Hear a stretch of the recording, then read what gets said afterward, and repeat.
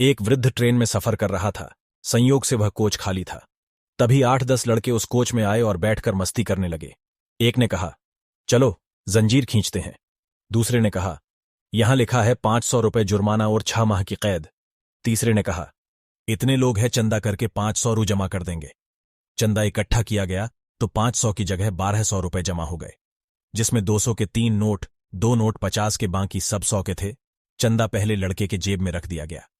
तीसरे ने कहा, जंजीर खींचते हैं, अगर कोई पूछता है तो कह देंगे बूढ़े ने खींचा है, पैसे भी नहीं देने पड़ेंगे। तब बूढ़े ने हाथ जोड़ के कहा, बच्चों, मैंने तुम्हारा क्या बिगाड़ा है, मुझे क्यों फंसा रहे हो? लेकिन नहीं, जंजीर खींची गई।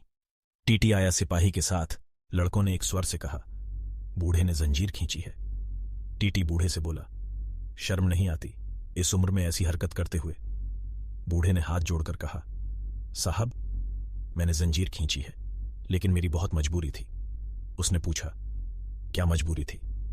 बूढ़े ने कहा, मेरे पास केवल 1200 रुपये थे, जिसे इन लड़कों ने छीन लिए और इस पहले लड़के ने अपनी जेब में रखे हैं, जिसमें 200 के 3 नोट, 2 नोट 50 के, बाकी सब 100 के हैं।